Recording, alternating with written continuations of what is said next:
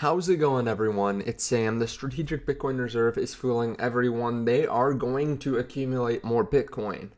They actually spelled it out. Yet everyone's saying, well, they're not going to go out and buy Bitcoin right now. So what's the point of holding our Bitcoin? People are selling off. There were people that sold off last night. But now Bitcoin's coming back up a little bit. I think people are starting to digest what their strategic reserve is actually all about. It's a Trojan horse. I said this last night, right when it came out. So let's dive a little bit deeper today. We also have more details from Trump on the strategic reserve, on the crypto summit. Let's talk about it. If you don't mind, hit subscribe so you can see future videos. You know, if you're new to crypto, if you don't understand what I'm talking about, maybe you want to hit subscribe so you can see future videos and digest it a little bit easier. If you do want to trade crypto, there's a link underneath the video to Weeks, to BTCC, BitUnix, Blowfin, and Hotcoin. So you can trade different crypto assets on those platforms using leverage. I think now's a pretty great time to do it because I think we continue to see Bitcoin's risk reward go up. And I'll explain that later in the video. Now, I will apologize. I just woke up. I knew what I was going to be talking about. I did a little bit of research throughout the night. You know, having a baby, I have some time in the middle of the night. And in the morning, I barely have any time. So I wanted to get down here and shoot a video before the baby wakes up. A couple things you notice. This triangle is getting tighter and tighter.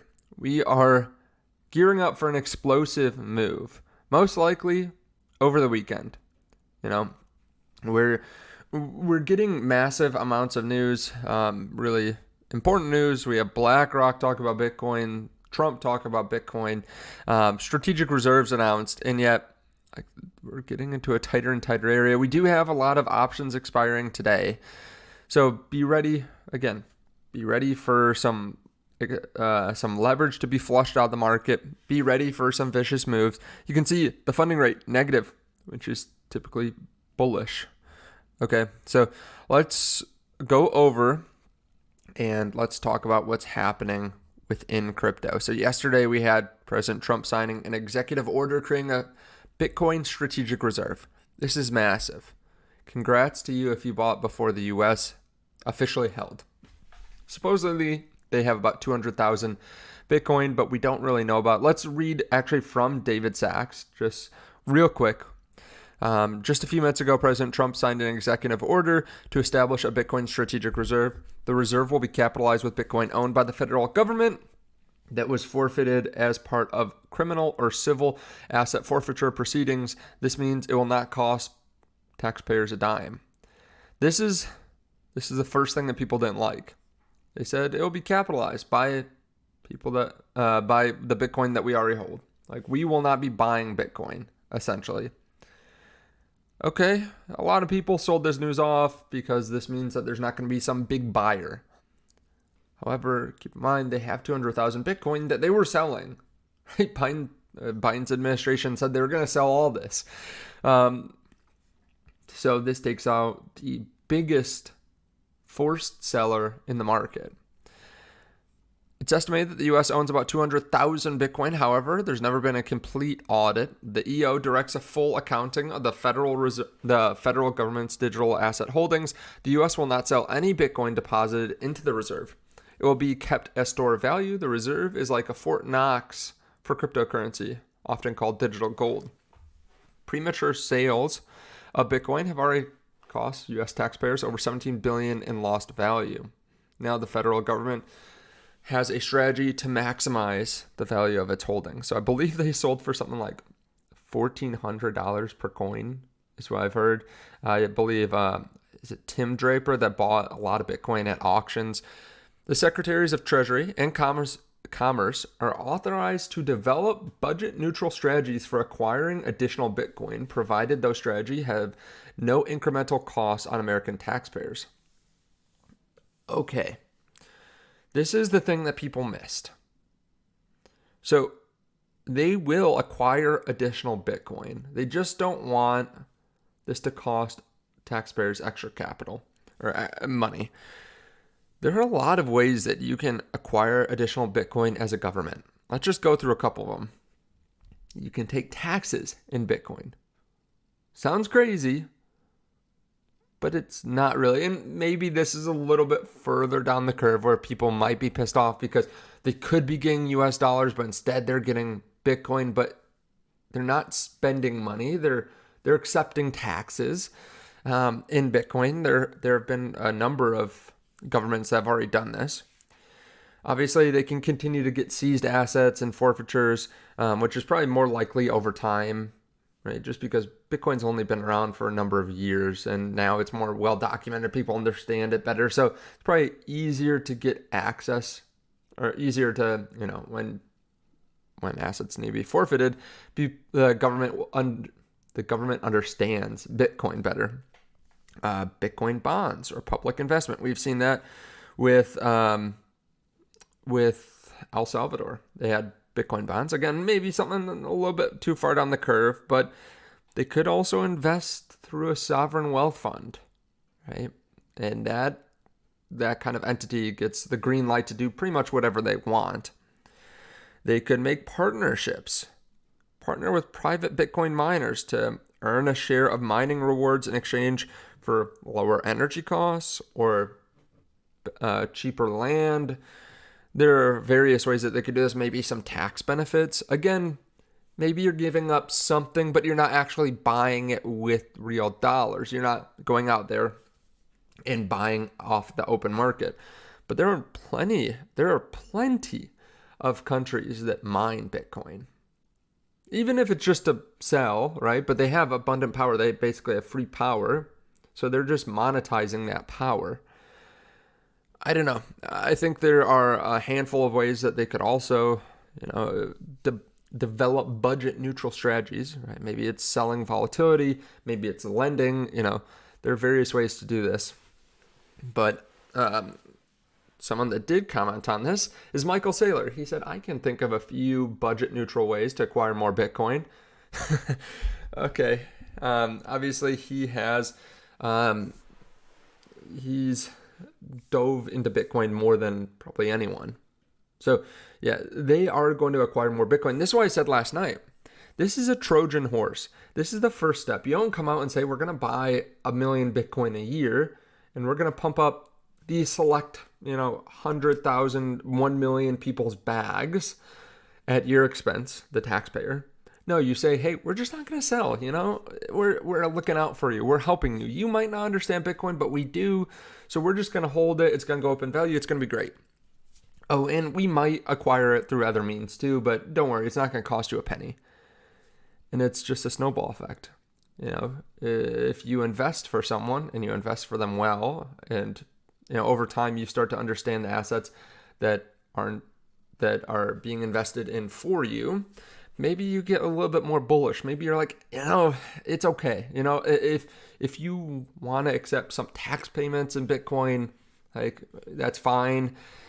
And that just starts to accumulate, starts to stack on itself. I mean, I've talked about it before too. There are so many different ways to make people want to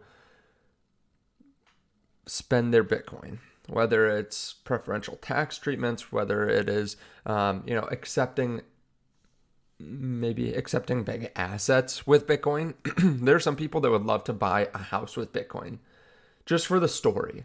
Right? There are a lot of people that would love to do it if there's some preferential tax treatment to it. And those are additional ways to accumulate more Bitcoin. Again, maybe down the road, but still, this is the Trojan horse that allows the government to start accumulating more Bitcoin down the road. In addition, the executive order establishes a U.S. digital asset stockpile consisting of digital assets other than Bitcoin forfeited in criminal or civil proceedings. I don't know how much crypto the U.S. owns outside of Bitcoin. I don't think it's really well documented. The government will not acquire additional assets for the stockpile beyond those obtained through forfeiture proceedings. Okay, so trying to keep it real tight, like, hey, we're not going to do anything outside of what we've said. The purpose of the stockpile is responsibly steward the government's digital assets under the Treasury Department. Okay, so again, this actually throws a little bit of cold water on it. I think it's interesting because they say the Treasury and Commerce secretaries are authorized to develop budget neutral strategies for acquiring Bitcoin, but then it says the government will not acquire additional assets for the stockpile beyond those obtained through forfeiture proceedings. So kind of opposite there. But let's continue. President Trump promised to create a strategic Bitcoin reserve, and the promises have been kept. The executive order underscores President Trump's commitment to making the U.S. the crypto capital of the world. Now you might be saying, okay, let's say they do accumulate through various means, but they don't go buy the Bitcoin. How is that good for Bitcoin? Well, it allows a lot of Bitcoin to be taken off the market that's not going to be sold. Right? That's number one. I think that's super obvious. If someone goes out and they say, hey, I'm going to accumulate a lot of Bitcoin. I'm not going to buy it from the open market, but I'm going to do OTC deals. Right? Basically, hey, that's what MicroStrategy does, or other large entities, right? I'm going to buy a bunch of Bitcoin, but I'm going to buy it from some other seller. And that means that the price won't go up or down. But let's say like you and I sold and bought some Bitcoin. You wanted to sell. You had 100,000 Bitcoin. Okay, you wanted to sell it. I wanted to buy it. I send you a wire. You give me the seed phrase, or you send it over to my wallet. It's probably better because you would know the seed phrase otherwise. So you send it over to my wallet. I send you a wire. What did that do? Well, it didn't push up the price of Bitcoin, but it didn't allow the Bitcoin price to drop and then come back up, right? It just took it from weaker hands and put it in stronger hands, right? I'm going to hold on to it for a very long time. At least that's the goal. That's what the U.S. government's going to do. So I'm going to hold on to it for a very long time. You don't have to sell it. And then like if you're a little bit antsy to sell it and no one's really buying, you don't have to drop the price over and over and over until someone buys it. That's the fear, right? That's why the price goes down, just because people are dropping it or there just aren't willing buyers. And then the opposite happens where like, hey, I want more Bitcoin. I'm willing to go higher and higher and higher to buy the Bitcoin. So it takes that out. That allows less Bitcoin to be on the market. That means that when people do eventually want to go buy Bitcoin, whether it's some retail trader or like, some whale that doesn't have access to the OTC, they go and bid up the price. Okay. Let's get some comments on this. Bitcoin Therapist says, holy shit, they're going to buy more. Pointing at the paragraph about Secretaries of Treasury and Commerce. Yesterday, we showed Michael Saylor grinning from ear to ear. Obviously, he knows something, right? I said this yesterday. Obviously, he knows something. He's very excited, very happy. He's in the know about these things. He says the U.S. will acquire 1 million Bitcoin for strategic reserves. Okay, why would he be saying this if he doesn't know that they're going to acquire more Bitcoin over time? Right? He obviously knows what they're going to do. He obviously knows that there are various ways to get your hands on more Bitcoin. Matt Hogan, who is the CIO at Bitwise, he says impacts of the strategic Bitcoin reserve dramatically reduces the likelihood the U.S. will someday ban Bitcoin.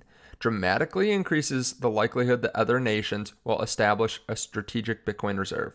Accelerates the speed at which nations will consider establishing a strategic Bitcoin reserve, because it creates a short-term window for nations to front-run potential additional buying by the U.S. Makes it much harder for institutions from national account advisor platforms or quasi-governmental agencies like the IMF to position Bitcoin as somehow dangerous or inappropriate to hold. So it's more than just the price action of Bitcoin. This is a ripple effect that causes real change. Ryan Rasmussen gives a couple other points. Other countries will buy Bitcoin. Wealth managers have no excuse. Financial institutions have no excuse. Pensions and endowments have no excuse. Fear of the U.S. selling is gone. The U.S. will likely buy more. Likelihood of states buying just went up. Possibility the U.S. government outlaws Bitcoin is definitely zero. This changes everything. Zoom out. I made this post yesterday. People are pissed that the SBR was announced and the price moved down. Are you pissed when Amazon blows out earnings and moves down in price? Are you mad? Are you mad that a property on the market that already cash flows well just got price cut? Maybe, if you don't ever want to buy these assets. However, if you understand these assets and have an income that allows you to continue to buy, then you realize your risk reward just got better. The SBR lowers fundamental risk and the price just dropped 5%. That's risk down, reward up. Price will follow eventually, in my opinion. Okay, it's so obvious where we're going. It's so obvious price is going up eventually. And I had someone comment like, big deal on the video last night, like one of the first comments. Something along those lines. Like, big deal, we're going back down. I'm bearish. And I said, why are you bearish? Is it just because price is going down? Like, really, if you're sitting there and you're bearish right now, why are you bearish? Everything has changed positively. I'm not sure you could ask for anything better, short of Trump coming out and saying, we're going to buy 100,000 Bitcoin in the next 6 months, and then another 100,000, right? Like, what else could you want? Everything has turned positive. The economy looks decent, right? I'll give you that. Some people are going to argue that's really bad. The top 5, 10, 20% are still doing really well. So yes, inflation still a little bit rough from the last few years. But okay, for the asset buyers out there, they're still doing pretty well. So that's looking good. Inflation has largely steadied out. We have M2 money supply. We have the global money supply moving back up. We have the Fed saying that Bitcoin's like digital gold. We have BlackRock, the biggest asset manager in the world, shilling Bitcoin, saying that if every millionaire family went out and tried to buy Bitcoin, they wouldn't be able to. We have President Trump allowing the future of the U.S. in the future to buy Bitcoin or accumulate in various ways. So yeah, there are manipulators. There are people that are going to push down the price. But right now, like, it just got cheaper to buy Bitcoin from a risk reward perspective. There is about $3 billion worth of Bitcoin and Ethereum options expiring today. So be careful. Be careful out there. There's going to be volatility. President Trump is going to sign executive orders and speak at the White House Crypto Summit today at 3 p.m. Eastern Time. Okay. I thought the summit was actually like a party tonight, but maybe it's an afternoon thing. I'm going to be actually out of the office when this happens, so hopefully nothing major. No, I hope something major is announced, but, hopefully I can get to it pretty quickly. This is going to be a big day. Yesterday was a big day, and maybe it's a sell the news event. Like I said yesterday, maybe this is a sell the news event, but fundamentally, long term, things have changed for the better. Bitcoin will go down less in a bear market because of what was just announced. Bitcoin will go up more in a bull market because of what was just announced. Anything short term is just noise. Let me know your thoughts on all this underneath the video. Let me know what you're doing, if you're doing anything, if you're just sitting on your hands, or if you're buying. Let me know down below in the comment section. If you do want to trade, like I said, like this, when we see fundamental risk go down, and when we see price go down, that's typically a great time to be buying. So probably a great time to be leveraging as well. But do your own due diligence. It's not right for everyone. I'm not pushing anyone to do it. You can make your own decisions. Let me know your thoughts on all this underneath the video. I really do appreciate it. I think today and yesterday, especially yesterday with the strategic reserve, they're huge. If you can buy good crypto assets at a discount today, I don't know if there's going to be another sell-off, but if you can buy them, probably makes sense too. Especially like maybe there's some, I've been looking at some Bitcoin related equities. If they can get closer to net asset value and then we continue to move up, if we hit new all-time highs, they're going to expand in premium. So let's say for sake of this, I don't know, there's Mara or MSTR. It comes down to the price of their Bitcoin or close. Okay, let's say it goes down to a 1.2 multiple of what they hold in Bitcoin.